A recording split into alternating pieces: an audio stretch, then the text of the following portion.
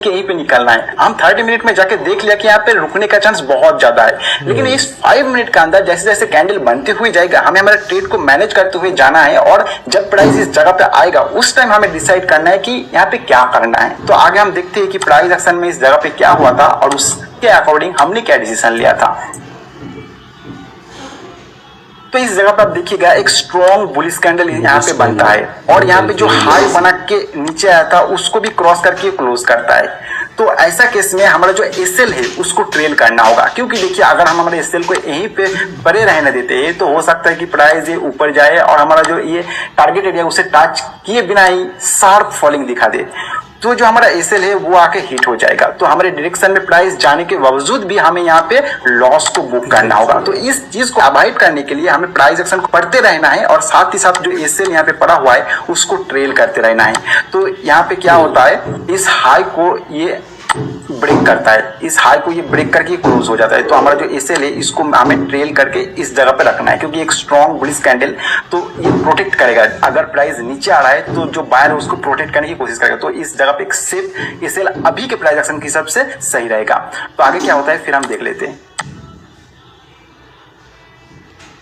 अभी आप देखोगे फिर से एक स्ट्रॉन्ग बुलिश कैंडल बनाता है, और इस बार भी आप देखोगे यहाँ पे ये जो हाई यहाँ पे बनाया था इस तरह का एक लाइन मैंने खींच दूं तो इसको ये ब्रेक कर रहा है। तो जैसे ही ब्रेक किया तो हमारा जो एसएल है ये भी ट्रेल कर लेना होगा, और यहाँ पे एक सेफ प्लेस होगा, क्योंकि इसको ये ब्रेक किया तो प्राइस अगर नीचे आ रहा है तो यहाँ पे ये प्रोटेक्ट करने की कोशिश करेगा, तो एक सेफ प्लेस होगा।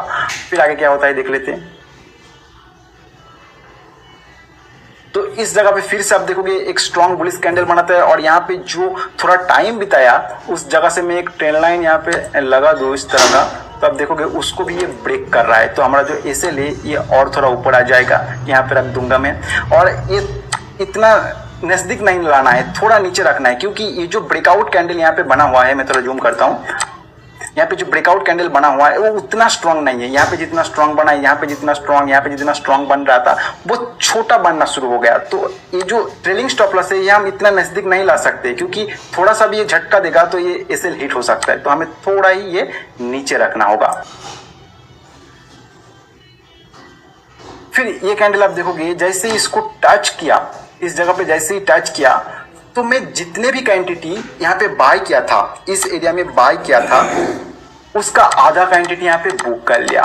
फुल क्वांटिटी मैंने बुक नहीं किया, क्योंकि इस जगह पे जो प्राइस एक्शन होते हुए आ रहा था इसमें बायर का जो कंट्रोल है वो बहुत ज्यादा मुझे दिखाई दे रहा था। क्योंकि आप देखिएगा जो अपसाइड कैंडल बन रहा था वो स्ट्रॉन्ग बन रहा था, लेकिन जब ये डाउन आ रहा था उतना जो सेलर है वो कंट्रोल नहीं दिखा पा रहा था। और अभी जो इस कैंडल ने इसको ब्रेक कर रहा है, आप देखोगे बहुत ही स्ट्रॉन्ग बाइंग के साथ, तो मुझे लग रहा था यहाँ से और थोड़ा ये ऊपर जा सकता है, इसीलिए मैं इसको आधा क्वांटिटी बुक किया, और आधा क्वांटिटी आगे का जो टारगेट आ सकता वहां पे बुक करने के लिए मैंने छोड़ दिया।